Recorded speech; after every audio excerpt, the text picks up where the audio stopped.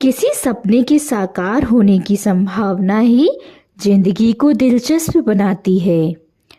उसने सूरज की स्थिति पर एक बार फिर नजर डालते हुए सोचा और अपनी चाल तेज कर दी। उसे सहसा याद आया कि टैरिफा में एक बुढ़िया है जो सपनों को पढ़ना जानती है। वह बुढ़िया लड़के को घर के पिछवाड़े एक कमरे में ले गई। उस कमरे और उसके बैठक कक्ष के बीच रंग बिरंगे मनकों का एक पर्दा डला हुआ था। कमरे में एक मेज, यीशु के पवित्र हृदय की एक तस्वीर और 2 कुर्सियां थीं। वह स्त्री बैठ गई और उसने लड़के से भी बैठ जाने को कहा। फिर उसने लड़के की दोनों हथेलियों पर अपने हाथों में थाम ली और धीमे स्वर में प्रार्थना करने लगी। वह किसी जिप्सी प्रार्थना की तरह लगती थी। लड़के को जिप्सियों का अनुभव था जो उसे रास्ते में मिलते रहते थे। वे भी यात्रा किया करते थे, लेकिन उनके साथ भेड़ें नहीं होती थीं। लोगों का कहना था कि जिप्सी दूसरे को ठग कर अपना जीवन गुजारते हैं। यह भी कहा जाता था कि उनका शैतान के साथ समझौता था और वे बच्चों का अपहरण कर उनको अपने रहस्यमय डेरों पर ले जाते थे और उनको अपना गुलाम बनाकर रखते थे। लड़का बचपन में इस आशंका से बेहद डरा रहता था कि कहीं उसको जिप्सी ना पकड़ के ले जाए, और इसलिए जब उस औरत ने उसके हाथ अपने हाथों में लिए तो उसका बचपन का वह डर वापस लौट आया। लेकिन फिर लड़के ने खुद को सांत्वना देते हुए सोचा कि उस औरत ने वहां ईसा की पवित्र हृदय की तस्वीर लगा रखी है। वह नहीं चाहता था कि उसके हाथ कांपने लगे और औरत को लगे कि वह डर रहा है। बहुत ही दिलचस्प, औरत ने लड़के की हथेलियों पर अपनी नजरें गड़ाए रखते हुए कहा और फिर वह खामोश हो गई। लड़का अंदर ही अंदर घबरा रहा था। उसके हाथ कांपने लगे थे और औरत ने इसे महसूस किया। लड़के ने जल्दी से अपना हाथ वापस खींच लिया। मैं यहाँ आपसे अपनी हाथ की रेखाएं पढ़वाने नहीं आया था, उसने कहा। उसे वहां आने पर पछतावा हो रहा था। पल भर को उसके मन में आया कि वह उसकी फीस अदा करे और वहां से चलता बने। उसे यह भी लग रहा था कि वह बार बार आने वाले अपने उस सपने को कुछ ज्यादा ही अहमियत दे रहा है। तुम यहाँ इसलिए आए थे ताकि अपने सपने के बारे में जान सकते, बुढ़िया ने कहा। और सपने ईश्वर की जबान होते हैं। जब वह हमारी जबान में बात करता है तो मैं समझ सकती हूँ कि उसने हमसे क्या कहा है। लेकिन अगर वह आत्मा की जबान में बात करता है तो फिर सिर्फ तुम ही उसे समझ सकते हो। बहरहाल जो भी हो, मैं तुमसे इस सलाह के लिए फीस तो लूंगी ही। लड़की ने सोचा यह भी इसकी एक और चाल है, लेकिन फिर उसने जोखिम उठाने का मन बना लिया। आखिर एक गडरिये की भेड़ियों और भूख से निपटने के जोखिम तो उठाने ही पड़ते हैं, और यही चीज उसके जीवन को रोमांचक बनाए रखती है। मुझे एक ही सपना 2 बार आया है, उसने कहा। सपने में मैंने देखा कि मैं अपनी भेड़ों के साथ एक चारागाह में हूँ। तभी एक बच्ची आई और वह भेड़ों के साथ खेलने लगी। मुझे यह पसंद नहीं है कि लोग ऐसा करें, क्योंकि भेड़ें अजनबियों से डर जाती हैं, लेकिन लगता है कि बच्चे उनको डराए बिना उनके साथ खेल सकते हैं। मैं इसकी वजह नहीं जानता। मैं नहीं जानता कि भेड़ों को इंसान की उम्र के बारे में कैसे पता चल जाता है। औरत ने कहा, मुझे अपने सपने के बारे में और बताओ। मुझे अपना खाना पकाना है और तुम्हारे पास ज्यादा पैसे तो है नहीं, इसलिए मैं तुम्हें ज्यादा वक्त नहीं दे सकती। वह बच्ची मेरी भेड़ों के साथ कुछ देर और खेलती रही, लड़के ने कुछ अनमने भाव से कहा। और फिर उस बच्ची ने अचानक मेरे दोनों हाथ पकड़े और मुझे मिस्र के पिरामिडों पर ले गई। वह पल भर को रुका यह जानने के लिए क्या वह औरत जानती है कि मिस्र के पिरामिड क्या हैं, लेकिन औरत ने कुछ नहीं कहा। फिर मिस्र के पिरामिडों पर ये शब्द उसने बहुत धीरे धीरे बोले थे ताकि औरत उनको समझ सके।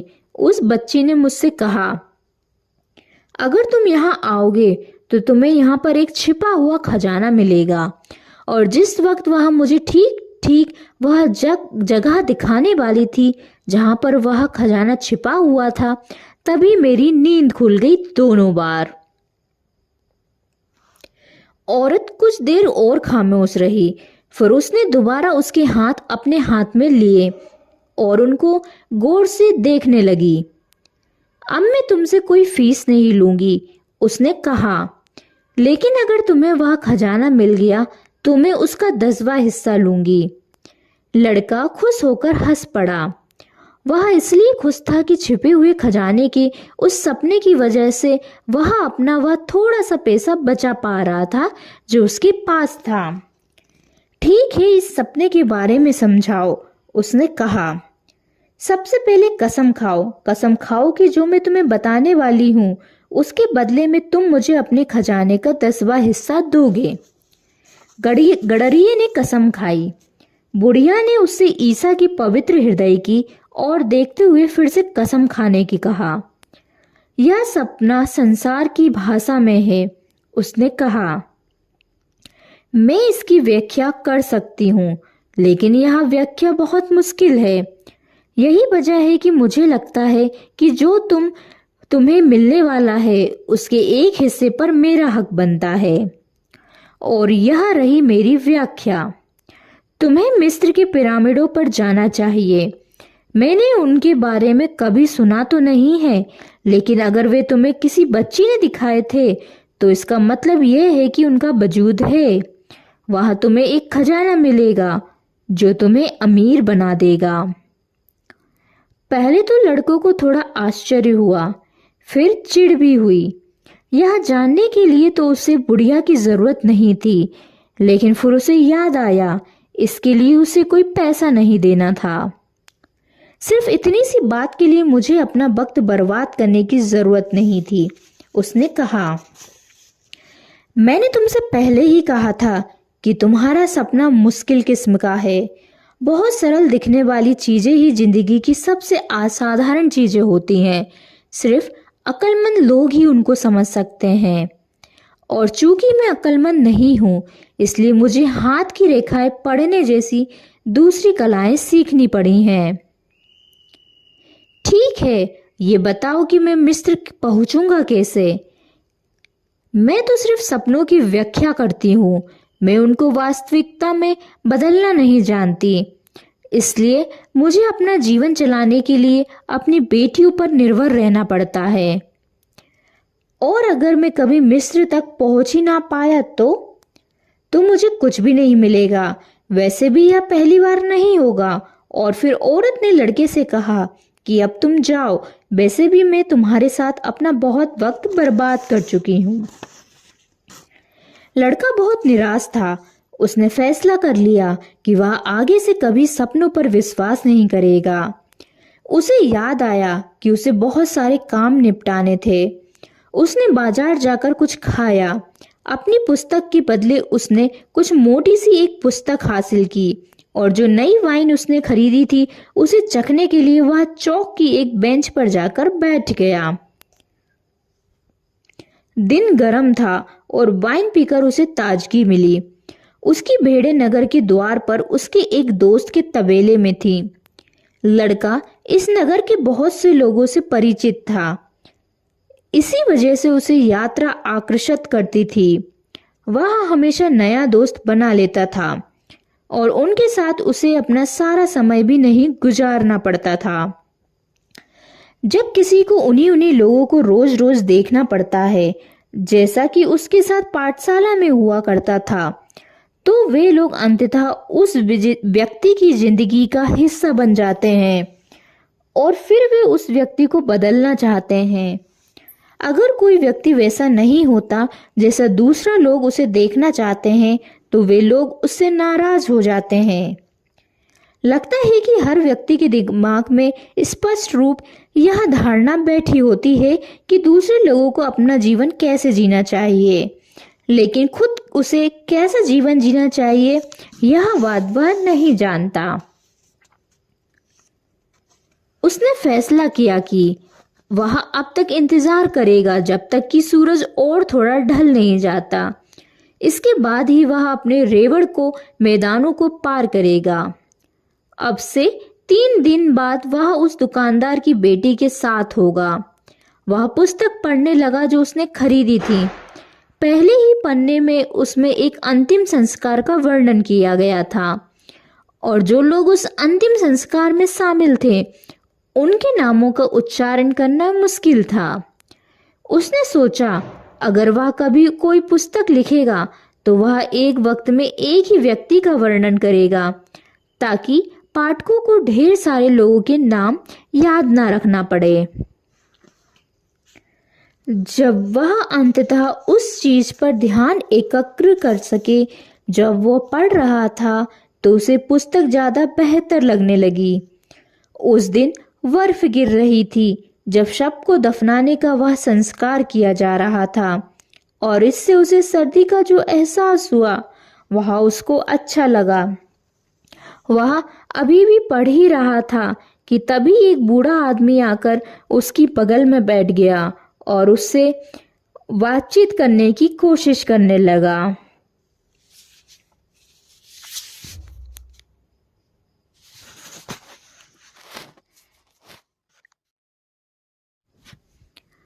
वे लोग क्या कर रहे हैं? बूढ़े ने चौक में मौजूद लोगों की ओर इशारा करते हुए पूछा। काम कर रहे हैं, लड़के ने बूढ़े को यह एहसास दिलाने की गरज से कि वह अपनी पुस्तक पर ध्यान देना चाहता है, रूखे ढंग से जवाब दिया।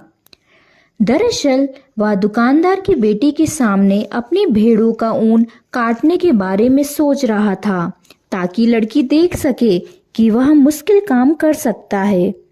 इस दृश्य की कल्पना वह पहले भी कई बार कर चुका था। उस दृश्य में वह हर बार जब भी लड़की को समझाता था कि भेड़ का ऊन पीछे से आगे की ओर काटना होता है तो लड़की मंत्रमुग्ध होकर उसे देखने लगती थी। उसने कुछ अच्छे किस्से भी याद करने की कोशिश की ताकि वह उन्हें ऊन काटते समय लड़की को सुना सके। इनमें से ज्यादातर किस्से उसने पुस्तक में पढ़े थे, लेकिन उसने सोचा कि वह इनको इस तरह पेश करेगा जैसे वे उसके निजी अनुभव हो। वह इस फर्क को कभी नहीं समझ पाएगी क्योंकि उसे पढ़ना नहीं आता था। इस बीच वह बूढ़ा उससे बातचीत में लगाने की अपनी कोशिश करता रहा। उसने लड़के से कहा कि वह थका हुआ है और प्यासा है और फिर उसने लड़के की वाइन से एक चुस्की लेने की इच्छा जाहिर की। लड़के ने इस उम्मीद से अपनी बोतल बूढ़े के आगे कर दी और इससे बूढ़ा उसे अकेला छोड़ देगा। लेकिन बूढ़ा बात करना चाहता था और उसने लड़के से उस पुस्तक के बारे में पूछा जो वह पढ़ रहा था। लड़के का मन कर रहा था कि वह रुखाई बदलते हुए किसी दूसरी बेंच पर चला जाए, लेकिन फिर उसे अपने पिता की यह सीख याद आई कि हमें बुजुर्गों की इज्जत करनी चाहिए। इसलिए उसने वह पुस्तक बूढ़े को पकड़ा दी 2 वजह से। पहली कि यह वह खुद नहीं जानता था कि पुस्तक की शीर्षक का उच्चारण कैसे करे, और दूसरी यह अगर बूढ़े को पढ़ना नहीं आता होगा तो वह खुद ही शायद शर्मिंदा होकर किसी दूसरी बेंच पर चला जाएगा। बूढ़े ने पुस्तक को हर तरफ से देखते हुए कहा, मानो वह कोई अजीब गरीब चीज हो। यह एक महत्वपूर्ण पुस्तक है, लेकिन इसे पढ़कर वाकई खींच होती है। लड़के को झटका लगा। मतलब यह क्या बूढ़ा न केवल पढ़ना जानता था बल्कि उस पुस्तक को भी वह पढ़ चुका था। और अगर पुस्तक खींच पैदा करने वाली थी जैसा कि बूढ़े ने का कहना था, तो लड़के के पास अभी भी मौका था कि वह उसकी जगह कोई दूसरी पुस्तक ले आता। यह ऐसी पुस्तक है जो वही बात कहती है जिसे दुनिया की लगभग सभी पुस्तकें कहती हैं, बूढ़े ने कहा। यह पुस्तक बताती है कि लोग अपनी नियति का चयन खुद नहीं कर पाते, और पुस्तक अंततः यह कहती है हर कोई दुनिया के सबसे बड़े झूठ में विश्वास करता है। दुनिया का वह सबसे बड़ा झूठ क्या है? लड़के ने अचरज से भरकर पूछा। वह यह है, अपने जीवन के एक खास मकाम पर हमारा उस चीज पर कोई विश्वास नहीं रह जाता जो हमारे साथ हो रहा होता है, और हमारी जिंदगियां नीति द्वारा नियंत्रित होने लगती हैं। यह दुनिया का सबसे बड़ा झूठ है। ऐसा तो मेरे साथ कभी नहीं हुआ, लड़के ने कहा। मेरे परिवार के लोग मुझे पादरी बनाना चाहते थे, लेकिन मैंने गडरिया बनने का फैसला किया। ज्यादा अच्छा है, बूढ़े ने कहा, क्योंकि तुम्हें बाकी सफर करना अच्छा लगता है। यह जानता है कि मैं क्या सोच रहा हूँ, लड़के ने मन ही मन कहा। इस बीच बूढ़ा पुस्तक के पन्ने पलटने लगा था। लगता था जैसे पुस्तक वापस करने का उसका कोई इरादा ना हो। लड़के ने ध्यान दिया कि बूढ़े की पोशाक विचित्र सी थी। वह किसी अरबी की तरह लगता था, जिनकी मौजूदगी इन इलाकों में असामान्य बात नहीं थी। अफ्रीका टैरिफा से कुछ ही घंटे की दूरी पर था। आपको नाव से सकरी खाड़ी को पार करने भर की जरूरत थी। अरबी इस शहर में अक्सर दिखाई दे जाते थे, खरीदारी करते हुए और दिन में कई बार अपनी विचित्र सी प्रार्थनाएं करते हुए। आप कहाँ के रहने वाले हैं? लड़के ने पूछा। बहुत सी जगहों का तो कोई नहीं हो सकता, लड़के ने कहा। मैं एक गडरिया हूँ और मैं बहुत सी जगहों पर गया हूँ, लेकिन मैं हूँ तो एक ही जगह का रहने वाला। वहाँ शहर एक प्राचीन किले के पास है। मेरा जन्म वहीं हुआ था। तब ठीक है, हम कह सकते हैं कि मेरा जन्म सलेम में हुआ था। लड़का नहीं जानता था कि सलेम कहाँ है, लेकिन वह पूछना भी नहीं चाहता था, क्योंकि उसे डर था कि वह अज्ञानी लगेगा। वह कुछ देर चौक के लोगों की ओर देखता रहा। वे यहाँ वहाँ आ जा रहे थे और सब के सब बहुत व्यस्त दिखाई दे रहे थे। अच्छा, तो सलेम कैसा है? उसने सुराग लेने की कोशिश की। वैसा ही जैसा हमेशा से रहा है। अभी भी कोई सुराग नहीं, लेकिन इतना वह जानता था कि सलेम एंडलूसिया में तो नहीं था। अगर होता तो उसने उसके बारे में जरूर सुना होता। और आप सलेम में करते क्या हैं? लड़का पीछे पड़ा रहा। मैं सलेम में क्या करता हूँ? बूढ़ा हंस पड़ा। दरअसल मैं सलेम का राजा हूँ। लोग अजीबोगरीब बातें करते हैं, लड़के ने सोचा। कभी कभी लगता है कि भेड़ों के साथ रहना ही बेहतर है, जो कुछ भी नहीं कहती, और उससे भी बेहतर है कि आप अकेले हों, बस आपकी पुस्तक भर आपके साथ हो। जब आपका मन उनके किस्से सुनने का होता है तो वे आपके अपने आश्चर्यजनक किस्से सुनाती हैं, लेकिन जब आप लोगों से बात करते हैं तो उनसे आपको ऐसी विचित्र बातें सुनने को मिलती हैं कि आपको यह भी नहीं सूझता कि बातचीत जारी कैसी रखी जाए। मेरा नाम मेल्कीजेडेक है, बूढ़े ने कहा। तुम्हारे पास कितनी भेड़ें हैं? काफी, लड़के ने कहा। वह समझ रहा था कि बूढ़ा उसकी जिंदगी के बारे में और भी कुछ जानना चाहता है। तब तो यह एक समस्या है। अगर तुम्हें लगता है कि तुम्हारे पास काफी भेड़ें हैं तो मैं तुम्हारी कोई मदद नहीं कर सकता। लड़के को अब खीज होने लगी थी। वह तो कोई मदद मांग नहीं रहा था, यह तो खुद बूढ़ा था जिसने उसकी वाइन पीने की मांग की थी और बातचीत शुरू की थी। मुझे मेरी पुस्तक दीजिए, लड़के ने कहा। मुझे जाना चाहिए, अपनी भेड़ों को इकट्ठा कर आगे की यात्रा पर निकलना है। बूढ़े ने कहा, मुझे अपनी भेड़ों का 10वां हिस्सा दे दो तो मैं तुम्हें बताऊंगा कि तुम छिपे हुए खजाने को कैसे हासिल कर सकते हो। लड़के को अपना ख्वाब याद आया और सहसा सारी स्थिति उसके सामने साफ हो गई। बुढ़िया ने उससे कोई पैसे नहीं लिए थे, लेकिन यह बूढ़ा जो मुमकिन है उसका पति हो। कोई ऐसा तरकीब खोज रहा है कि वह ऐसी चीज के बारे में जानकारी देने के बदले ज्यादा पैसे ऐंठ सके जिस चीज का वजूद भी ना हो। यह बूढ़ा भी शायद जिप्सी है। लेकिन इसके पहले ही लड़का कुछ कह पाता, बूढ़े ने लकड़ी का एक टुकड़ा उठाया और चौक के फर्श की रेत पर उससे कुछ लिखने लगा। उसकी छाती से कोई चीज इतनी तेजी से चमकी कि पल भर को लड़के की आंखें चौंधिया पाईं। बूढ़े ने उस चीज को इतनी फुर्ती से अपने लबादे से ढक लिया कि उसकी उम्र को देखते हुए वैसी फुर्ती का अंदाजा नहीं लगाया जा सकता था। जब लड़का फिर से देख पाने की स्थिति में आया तो उसने वहां पढ़ा जो बूढ़े ने रेत पर लिखा था। उस छोटे से शहर के चौक की रेत पर लड़के ने अपने पिता, अपनी माँ और अपनी पाठशाला के नाम लिखे देखे। वहां उससे दुकानदार की लड़की का वह नाम भी पढ़ा जो वह खुद नहीं जानता था, और ऐसा भी कुछ पढ़ा जिसके बारे में उसने कभी किसी को बताया ही नहीं था।